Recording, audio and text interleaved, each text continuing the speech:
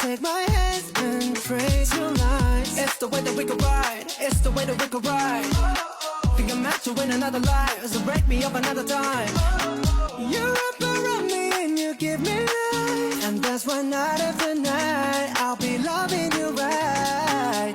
Monday, Tuesday, Wednesday, Thursday, Friday, Saturday, Sunday. Monday, Tuesday, Wednesday, Thursday, Friday, 7 days a week. Every hour, every minute, every second. You know night after night I'll be loving you right 7 days a week.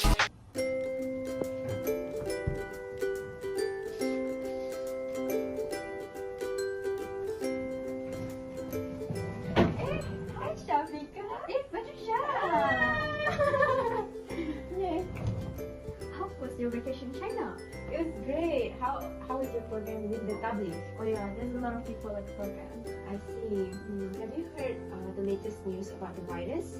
Yeah, I heard it too, but I think everything is fine. Yes, I hope so. By the way, Alia invited both of us to come to her home gathering, so I think we should come. Yeah, of course. Yeah. Are you okay? Yeah, I'm great.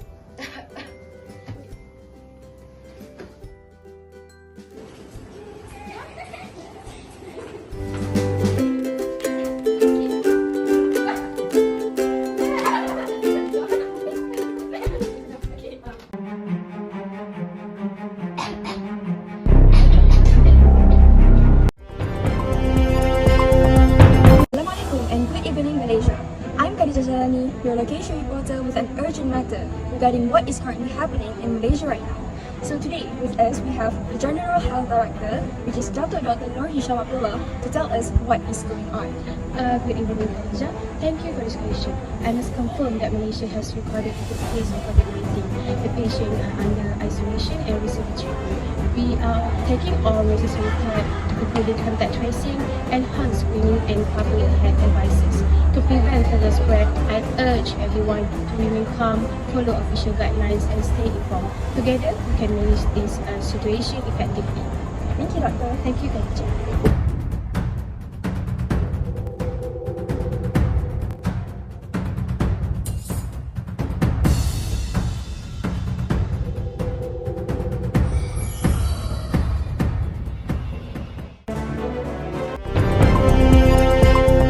Good evening viewers, we begin tonight with an update on the ongoing COVID-19 pandemic, which continues to spread widely across the globe.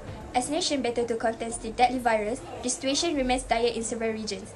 The virus is still a serious threat, but the government, especially the Ministry of Health, is working hard to control it. With that, let's explore the steps the government, especially the Ministry of Health, is taking to address this serious issue. Let's go over to Patricia, who will delve deeper into this matter. Thank you, Alia, from the studio. Now we have the Prime Minister with us. So, Miss, as we all know, the COVID-19 virus has been spread rapidly in our country. So my question is, can you explain why did the Malaysia government close the national border? Okay, that was a good question. So we recognize that entry of foreigner national poses significant risk, especially with the emergence of new variants. As a result, our border have been closed to international tourists except for essential purposes such as the delivery of goods or emergency. For our Malaysians to returning from abroad, we implement strict health scanning and mandatory quarantine at the designated facilities to ensure the virus is not brought into the country. I see. So, as we all know, the government has released a statement about the SOP. So, my second question is, can you introduce what is the SOP to the public? Okay, sure. The introduction of COVID-19 Standard Operating Procedure, which is SOP, in our way of ensuring that people can continue their daily life safely. The main SOP includes wearing of face masks. Wearing a face mask is mandatory in the public spaces, particularly in enclosed or crowded area. Mask as barrier to prevent respiratory development from spreading. Next, we have the using hand sanitizer. Individuals are encouraged to carry hand sanitizer and using them frequently, especially after touching public surfaces. After that, we have the social distancing. We emphasize maintaining at least 1 meter distance between individuals, whether at workplace, supermarket, or place of worship. Next, scanning MySejahtera. Everyone must scan the MySejahtera QR code before entering any premise. This app helps us to track close contact and ensure quick and accurate case detections. The last but not least, Movement Control Order, which is MCO.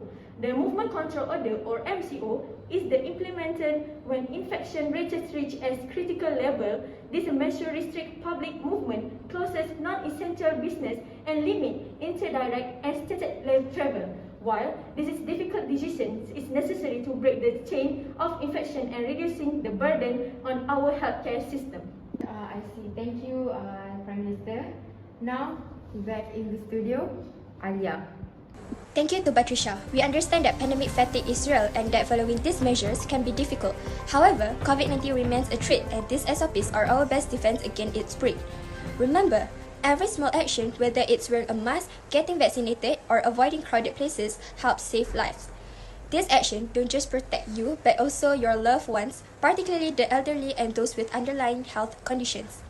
As for the Movement Control Order, we acknowledge the hardship it brings, but it's a measure of last resort when the health system is at risk of being overwhelmed.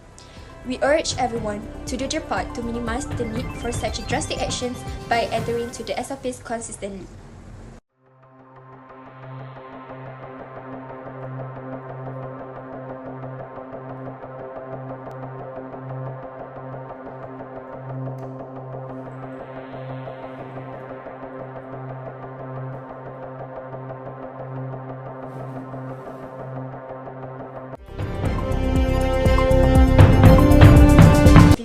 We begin tonight with an update on the ongoing COVID-19 pandemic. For a long time, we have been battling COVID-19 and the virus continues to affect people worldwide. But today, we have some hopeful news. After a month of effort, the government, especially the Ministry of Health, has announced the arrival of a vaccine.